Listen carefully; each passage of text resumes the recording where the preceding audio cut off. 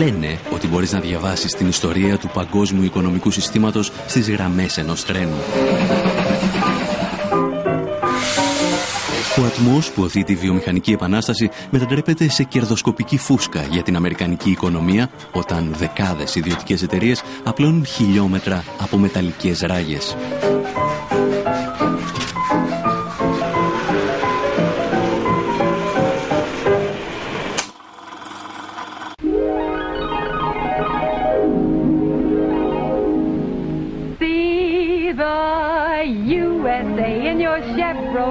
Οι σιδηρόδρομοι συμβολίζουν αρχικά τον κεντρικό ρόλο του κράτους στην οικονομία και τις υποδομές.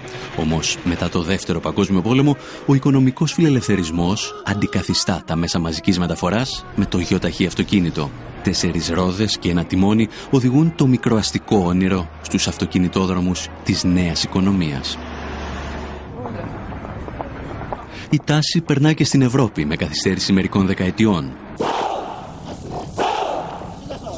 Όταν οι Τούρκοι δικτάτορες δοκιμάζουν το νεοφιλελεύθερο πείραμα του Πινοσέτ, ο Τουργκούτ Οζάλ θα χαρακτηρίσει τα τρένα κομμουνιστικό δημιούργημα.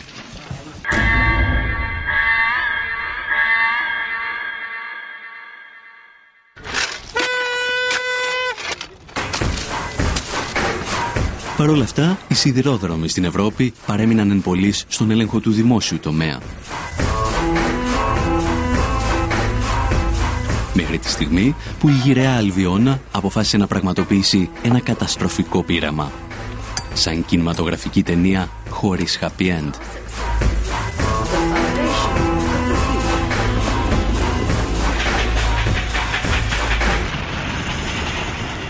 We made the navigators about the privatization of the railways. After a railway worker got in touch with me with an idea for a script. But in the course of making it, it became plain, well, we knew already, that the privatisation of the railways was a disaster. Oh, Jerry, British Rail's gone. Woodburn Depot is now Northern Infrastructure, and they're going to be competing.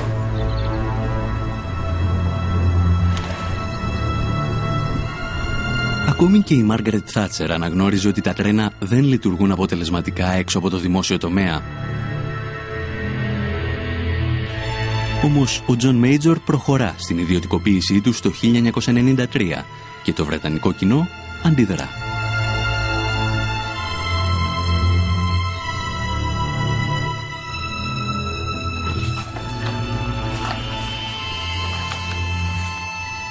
They thought they belonged to them, and they were a public service, not something to be run by companies who put on cheap logos and really seem to be just in it to make money. Τα τρένα, το δίκτυο των γραμμών και οι υπηρεσίες συντήρησης τελικά καταλήγουν σε διαφορετικούς ιδιώτες. Τόσους πολλούς που στη συντήρηση και μόνο δραστηριοποιούνται 2.000 εταιρείες.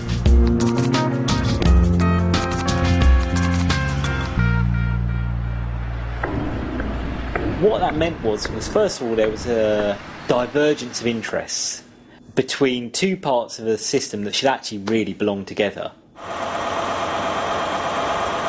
The stupidity of it came through the subcontracting. That is when a private company, say, gets the job to maintain a section of track. Well, the first company may have quite strict rules about safety.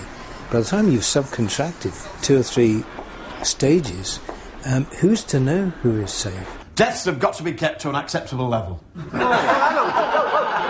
Hang on, shut up. What's an acceptable level? 2 a year. Yeah, but nobody's been killed for the past 18 months. Any volunteers?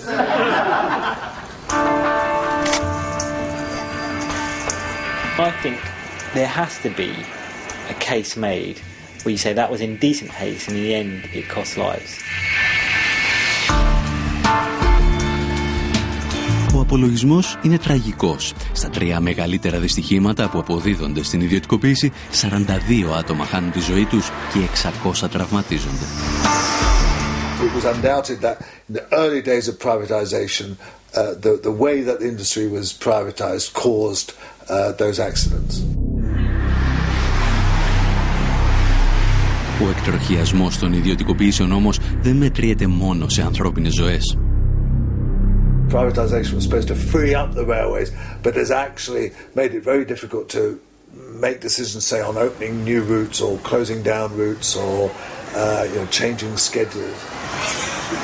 But it's left a system which is very complicated, very difficult to administer.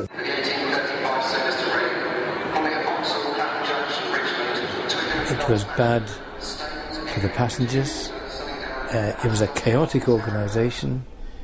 It didn't work and hasn't worked. And it's lost a huge amount of money. Μέσα σε 3 χρόνια το δημόσιο πληρώνει σε επιδοτήσεις στις ιδιωτικές εταιρείες ό,τι κέρδισε από το ξεπούλημα των τρένων. Και το κόστος για τους φορολογούμενους δεν σταματά εκεί.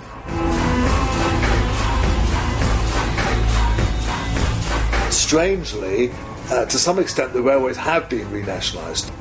Really it's left us with a semi-government administered system that costs a lot more than it cost under nationalisation and hasn't really delivered the investment, as the investment has largely been paid for by the public sector.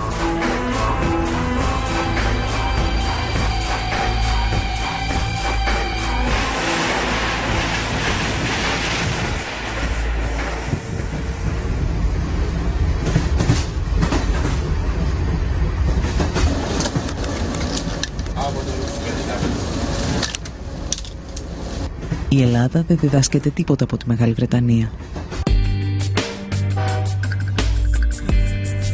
Οι κυβερνήσεις του Μνημονίου θέτουν σε εφαρμογή το σχέδιο ιδιωτικοποίησης των σιδηροδρόμων.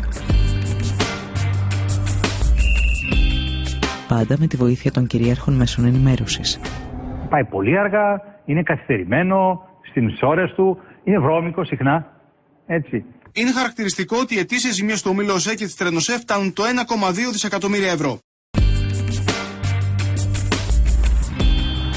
Τα ελληνικά τρένα παρουσιάζονται ως ο πλέον ζημιογόνος δημόσιος οργανισμός στην Ευρώπη.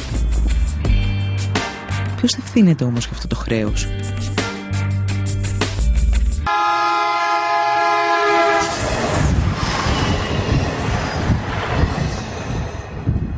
Η πολιτεία υποχρεώνει το σιδηρόδρομο να δανείζεται για τα έργα του.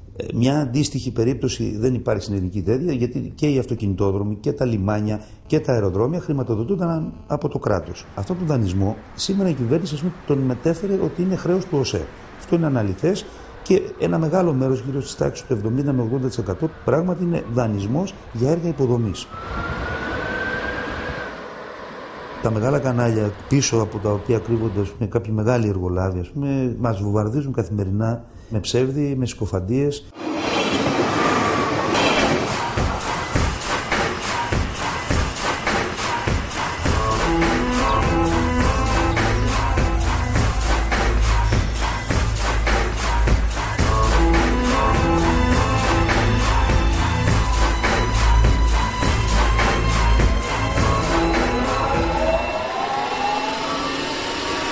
Η κριτική εστιάζεται στους μισθούς των εργαζόμενων και στο κόστος λειτουργίας.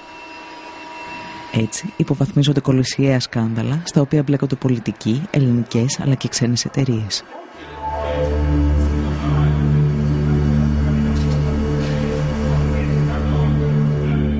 Δεκάδες εκατομμύρια ευρώ ξοδεύονται σε γραμμές που δεν λειτουργούν ποτέ.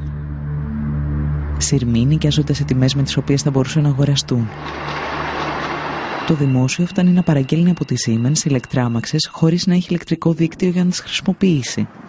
Παράλληλα πληρώνει μεγάλο εργολάβους για έργα που δεν παραδίδονται ποτέ. Υπάρχει και μια σκοπιμότητα, δηλαδή απαξιώνουμε τον δημόσιο πλούτο μας με σκοπό, αφού τον απαξιώσουμε, να τον δυσφημίσουμε, έτσι ώστε πολύ πιο εύκολα να πείσουμε την ελληνική κοινή γνώμη ότι ίσως ένας ιδιώτης θα είναι πολύ καλύτερη λύση, ας πούμε, για τον ελληνικό σιδηρόδρομο.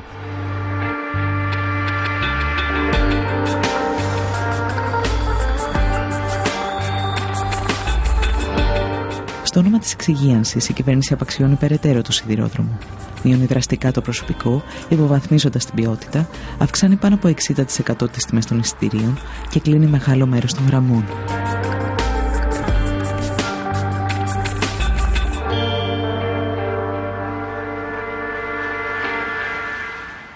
ιδιαίτερα στο κομμάτι της γραμμής, ας πούμε, Άργους Τρίπολης Καλαμάτας, επενδύθηκαν κάποια εκατομμύρια ευρώ. Και σήμερα δεν υπάρχει τρένο εκεί. Μετρώντας μόνο κέρδη ή ζημιές, οι υποστηρικτές της ιδιωτικοποίησης ξεχνούν ότι ο σιδηρόδρομος είναι πάνω απ' όλα ένα αγαθό για την εξυπηρέτηση του πολίτη. Ένα αγαθό για το οποίο έχουν πληρώσει γενιές Ελλήνων φορολογούμενων. Κάποτε στην Ελλάδα, ας πούμε, κρατικοποιούσαν τα χρέη των ιδιωτών. Σήμερα στην Ελλάδα προσπαθούν να ιδιωτικοποιήσουν τα κέρδη που θα μπορούσε να έχει ο πολίτης μέσα από κρατικές υπηρεσίες. Τι επένδυσε ο ιδιώτης ώστε να πάρει αυτό το τομέα σε τιμή πολύ χαμηλή, ας πούμε, από την αξία του ίδιου του έργου.